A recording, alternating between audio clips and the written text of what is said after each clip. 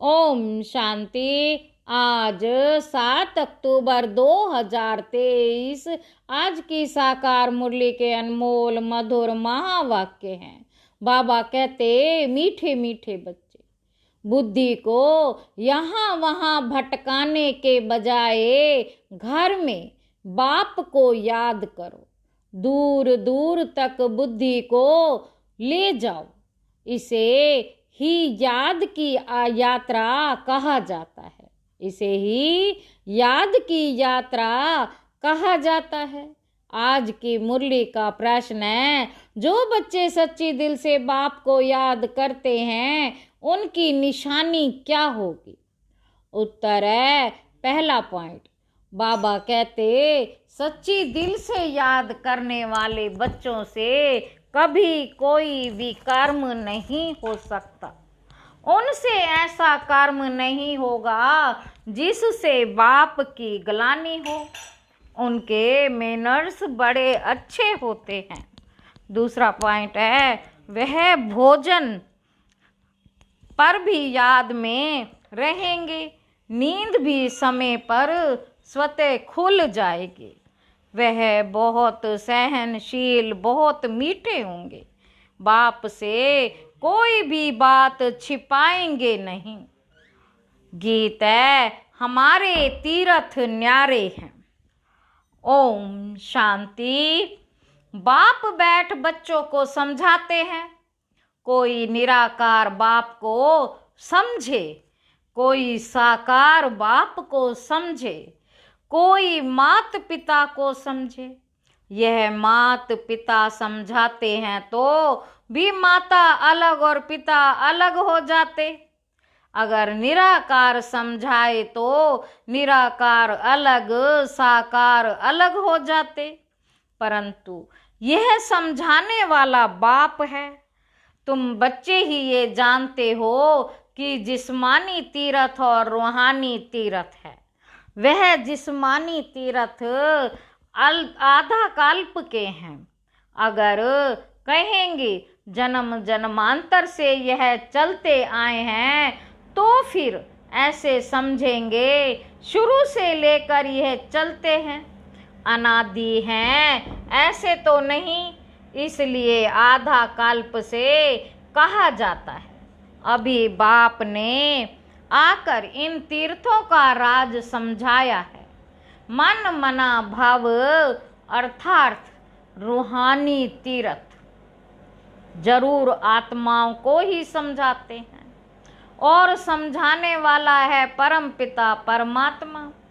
बाबा कहते, मन मना भाव अर्थात रूहानी तीर्थ जरूर आत्माओं को ही समझाते हैं और समझाने वाला है परम पिता। और कोई समझा ना सके। हर एक अपने अपने धर्म स्थापक के तीर्थ पर जाते हैं। धर्म स्थापक के तीर्थ पर जाते हैं। यह भी आधा कल्प की रस्म रिवाज है। सब तीर्थ करते हैं, परंतु वह कोई को सदगति दे ना सके। खुद ही घड़ी घड़ी तीर्थों पर जाते रहते। अमरनाथ बद्रीनाथ तरफ वर्ष वर्ष तीर्थ करने निकलते, फिर चारों धाम करते हैं। अभी ये रूहानी तीर्थ सिर्फ तुम जानते हो। रूहानी सुप्रीम बाप ने समझाया है, मन मना भव और जिस्मानी तीर्थ आदि सब छोड़ो। मुझे याद करो तो तुम सच्चे सच्चे स्वर्ग में चले जाएंगे। यात्रा माना आना जाना, वह भी तो अभी होता है।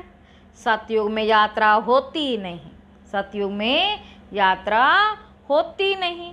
तुम हमेशा के लिए स्वर्ग आश्रम में जाकर बैठेंगे। यहाँ तो सिर्फ नाम रख देते हैं, वास्तव में स्वर्ग आश्रम यहाँ होता नहीं। स्वर्ग आश्रम सतयुग को कहा जाता। नरक को यह अक्षर दे नहीं सकते। नरकवासी नरक में ही रहते हैं, स्वर्गवासी स्वर्ग में रहते हैं।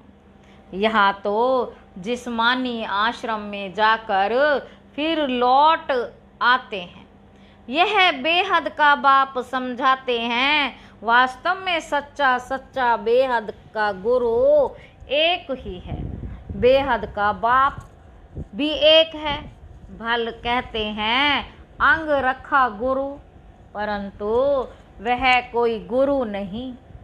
सदगति दाता तो नहीं है ना। अगर सदगति दाता होता, अगर सदगति दाता होता तो फिर कहते,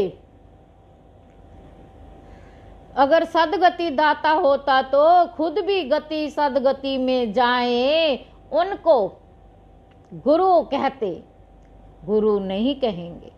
यह तो सिर्फ नाम रख दिए हैं। सिख लोग कहते हैं सतगुरु अकाल, वास्तव में सत श्री अकाल एक ही परमात्मा है। जिसको सतगुरु भी कहते हैं वे सदगति करने वाला है। इस्लामी, बोधि या ब्रह्मा आदि नहीं कर सकते। भल कहते हैं गुरु ब्रह्मा गुरु विष्णु। अब गुरु भल ब्रह्मा को कहा जाए, बाकी गुरु विष्णु गुरु शंकर को तो हो ना सके। गुरु ब्रह्मा को तो कहा जाए, बाकी गुरु विष्णु गुरु शंकर तो हो ना सके। गुरु ब्रह्मा का नाम है जरूर, परंतु ब्रह्मा गुरु होगा ना। सत श्री अकाल तो फिर कोई गुरु नहीं, वह एक ही सतगुरु है। बाकी और कोई गुरु या फिलोसफर या स्पिरिचुअल नॉलेज देने वाला नहीं, सिवाय एक के। बुद्ध आदि तो अपने पिछाड़ी सबको ले आते हैं। उनको रजो तमो में आना ही है, वह कोई सदगति के लिए नहीं आते। सदगति दाता एक का ही नाम वाला है, जिसको फिर सर्वव्यापी कहते हैं। फिर गुरु करने की क्या दरकार है। हम भी गुरु, तुम भी गुरु, हम भी शिव, तुम भी शिव। इनसे तो कोई का पेट नहीं भरता। बाकी हाँ पवित्र है, इसलिए उनका मान होता है। सदगति दे नहीं सकते। वह तो एक ही है जिसका सच्चा सच्चा गुरु कहा जाता। गुरु तो अनेक प्रकार के हैं। सिखलाने वाले उस्ताद को भी गुरु कहते हैं। यह भी उस्ताद है, माया से युद्ध करना सिखलाते हैं। तुम बच्चों को त्रिकालदर्शी पने की नॉलेज है, जिससे तुम चक्रवर्ती बनते हो। सृष्टि के चक्र को जानने वाले ही चक्रवर्ती राजा बनते हैं। ड्रामा के चक्र को व कल्प वृक्ष के आदि मध्य अंत को जानना बात एक ही है। चक्र की निशानी बहुत शास्त्रों में भी लिखी हुई है। फिलॉसफी की किताब अलग होती है, किताबें तो अनेक प्रकार की होती हैं। यहाँ तुमको कोई किताब की दरकार नहीं, तुमको तो जो बाप सिखलाते हैं वह समझना है। बाप की प्रॉपर्टी पर तो सब बच्चों का हक होता है, परंतु स्वर्ग में सबको एक जैसी प्रॉपर्टी तो नहीं होगी। बाबा कहते स्वर्ग में तो सबको एक जैसी प्रॉपर्टी नहीं होगी। रजाई है उनकी जो बाप का बना। बाबा कहा थोड़ा भी ज्ञान सुना तो वह हकदार हो जाते, परंतु नंबर वार। कहाँ विश्व के महाराजा, कहाँ प्रजा दास दासियां, ये सारी राजधानी स्थापन हो रही है। बाप का बनने से स्वर्ग का वर्षा तो जरूर मिलता, वर्षा मिलता है बाप से। यह नई बातें होने कारण मनुष्य समझते ही नहीं। बाप समझाते हैं सतयुग में विकार है ही नहीं, माया ही नहीं तो विकार कहाँ से आए। माया का राज्य शुरू होता है द्वापर से। माया का राज्य शुरू होता है द्वापर से। यह है रावण की जंजीरें। वहाँ यह होती नहीं, जास्ती डिस्कस नहीं करना है। वह है ही संपूर्ण निर्विकारी दुनिया। बाकी बच्चे पैदा होने की, गद्दी पर बैठने की, महल आदि बनाने की, बच्चे पैदा होने की, गद्दी पर बैठने की, महल आदि बनाने की जो रस्म रिवाज होगी वे जरूर अच्छी ही होगी, क्योंकि स्वर्ग है। बाप समझाते हैं बच्चे इस रूहानी यात्रा में तुम्हें निरंतर बुद्धि योग लगाना। ये बहुत सहज है। भक्ति मार्ग में भी सवेरे उठते हैं, ज्ञान मार्ग में भी सवेरे उठ बाप को याद करना है और कोई किताब आदि पढ़ना नहीं। सिर्फ बाप कहते हैं मुझे याद करो, क्योंकि अब छोटे बड़े सबका मौत सामने खड़ा है। मरते समय कहते हैं भगवान को सिमरो। अंत काल अगर भगवान को नहीं सिमरेंगे तो स्वर्ग में जा नहीं सकेंगे। तो बाप भी कहते हैं, भगवान बाप भी कहते हैं मन मना भव। इस देह को याद नहीं करना है। हम एक्टर हैं, हम आत्मा एक्टर है। शिव बाबा की संतान है, लगातार याद में रहना है। वैसे छोटे बच्चों को तो नहीं कहेंगे कि भगवान को याद करो, यह सबको कहना पड़ता है, क्योंकि सबको बाप के पास जाना है, बाप से बुद्धि योग लगाना है। बाबा कहते बाप से बुद्धि योग लगाना है, कोई से लड़ाई झगड़ा नहीं करना है। यह बड़ा नुकसान कारक है। कोई कुछ कहे सुना अनसुना कर देना है, सामना नहीं करना चाहिए। जो लड़ाई हो जाए हर बात में सहनशील भी होना चाहिए। और फिर समझना है बाप बाप भी है, धर्मराज भी है। कुछ भी बात हो तो तुम बाप को रिपोर्ट करो, फिर धर्मराज के पास पहुंची जाएगा और सजा के भागी बन पड़ेंगे। बाप कहते हैं मैं सुख दाद देता हूँ, दुख अर्थात सजाएं धर्मराज देते। मुझे सजा देने का अधिकार नहीं है, मुझे सुनाओ सजा धर्मराज देंगे। बाबा को सुनाने से हल्का हो जाएंगे, क्योंकि यह फिर भी राइट हैंड है, सतगुरु का निंदक ठोर ना पाए। जजमेंट तो धर्मराज ही देंगे कि किसका दोष है, उनसे कुछ छिप नहीं सकता। कहेंगे ड्रामा अनुसार भूल की कल्प पहले भी की होगी, परंतु इसका मतलब ये नहीं कि भूल करते ही रहना है। कल्प पहले भी के, इसका मतलब ये तो नहीं कि भूल करते ही रहना है। फिर भूल अभूल कैसे बनेंगे? भूल हो जाए तो क्षमा मांगनी होती है। बंगाल में किसका पैर आदि लग जाता तो झट क्षमा मांगते हैं। यहाँ तो एक दो को गाली देने लग पड़ते। मैनर्स बहुत अच्छे होने चाहिए। बाप सिखलाते तो बहुत हैं, परंतु समझते नहीं तो समझा जाता है। इनका रजिस्टर खराब है, निंदा कराते रहते हैं तो पद भ्रष्ट हो जाएगा। जन्म जन्मांतर के विकर्मों का बोझा तो है ही, उनकी तो सजा भोगनी ही है। फिर यहाँ रहकर अगर वे कर्म करते हैं तो उनकी 100 गुना सजा मिल जाती है। सजा तो खानी ही है। जैसे बाबा काशी कलवट का समझाते हैं, वह है भक्ति मार्ग का। यह ज्ञान मार्ग की बात है। एक तो पहले वाले विकर्म, दूसरा फिर इस समय जो करते उनका दंड 100 गुना हो जाता। दूसरा फिर इस समय जो करते हैं उनका दंड 100 गुना हो जाता है। बहुत कड़ी सजा खानी पड़ेगी। बाप तो हर एक बात समझाते हैं। कोई पाप ना करो, नष्टो मोआ बनो। कितनी मेहनत है। इस समय इस मम्मा बाबा को याद नहीं करना है। इनको याद करने से जमा नहीं होगा। इनमें शिव बाबा आते हैं तो याद शिव बाबा को करना है। ऐसे नहीं कि इनमें शिव बाबा है इसलिए इनको याद करो। नहीं, शिव बाबा को वहाँ याद करना है। शिव बाबा और स्वीट होम को याद करना है। जिन मुआफिक बुद्धि में याद रखना है। शिव बाबा वहाँ रहते हैं, शिव बाबा यहाँ आकर सुनाते हैं, परंतु हमको याद वहाँ करना है, यहाँ नहीं। बुद्धि दूर जानी चाहिए, यहाँ नहीं। ये शिव बाबा तो चला जाएगा। शिव बाबा इस एक ही में आते हैं, मम्मा में उनको देख ना सके। तुम जानते हो ये बाबा का रथ है, परंतु इनके चेहरे को नहीं देखना है। बुद्धि वहाँ लटकी रहे, यहाँ बुद्धि रहने से इतना मजा नहीं आएगा। यह कोई यात्रा नहीं हुई। यात्रा की हद तुम्हारी वहाँ है।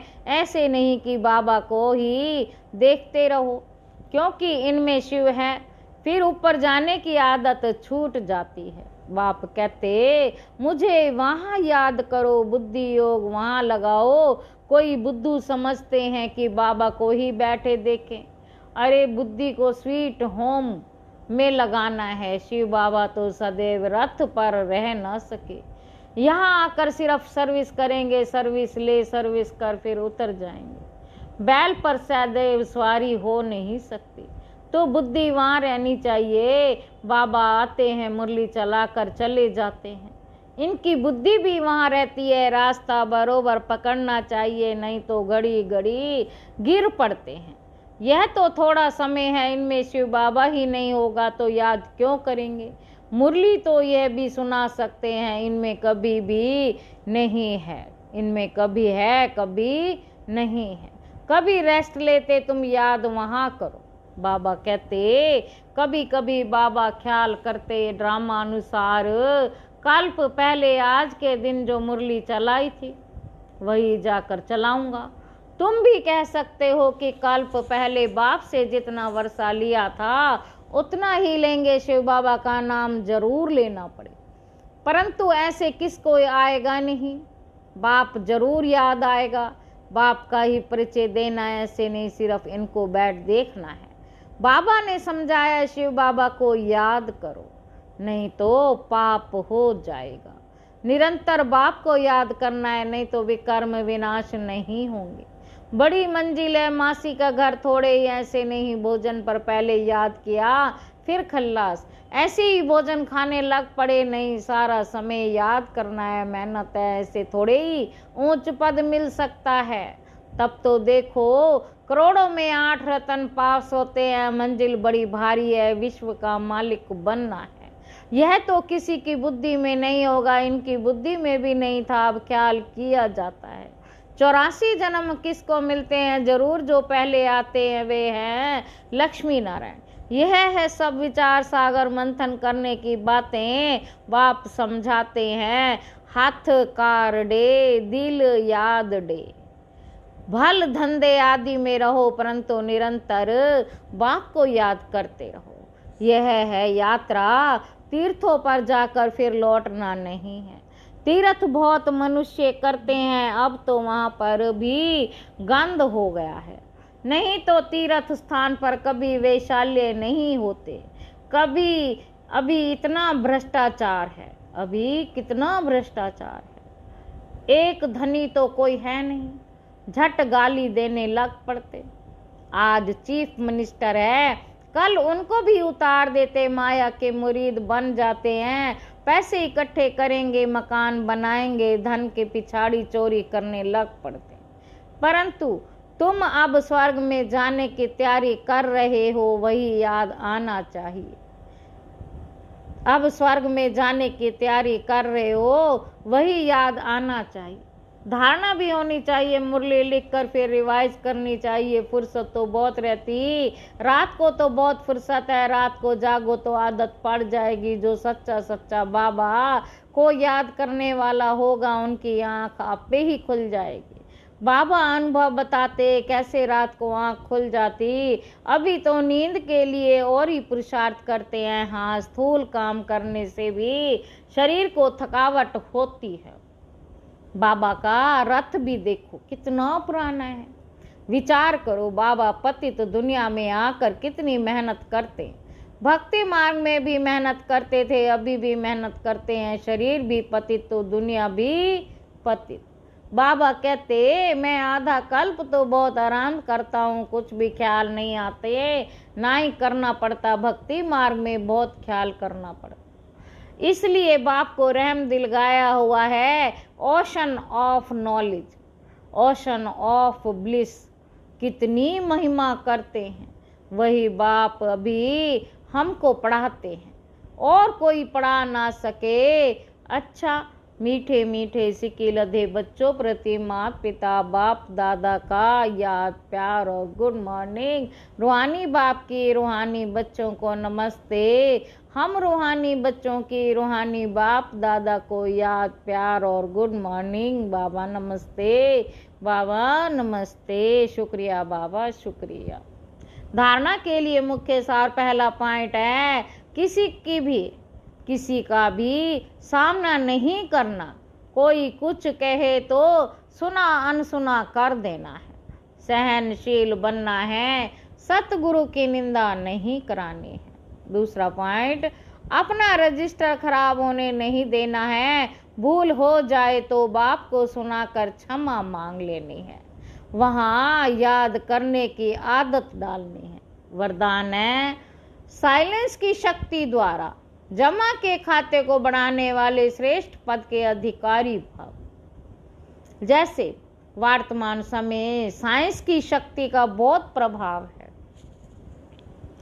अल्पकाल के लिए प्राप्ति करा रही है, ऐसे साइलेंस की शक्ति द्वारा जमा का खाता बढ़ाओ। बाप की दिव्य दृष्टि से स्वयं में शक्ति जमा करो, तब जमा किया हुआ समय पर दूसरों को दे सकेंगे जो दृष्टि के महत्व को जानकर साइलेंस की शक्ति जमा कर लेते हैं। वही श्रेष्ठ पद के अधिकारी बनते हैं। उनके चेहरे से खुशी की रूहानी झलक दिखाई देती है। स्लोगन है, अपने आप नेचुरल अटेंशन हो तो, अपने आप नेचुरल अटेंशन हो तो किसी भी प्रकार का टेंशन आ नहीं सकता। अच्छा, ओम शांति।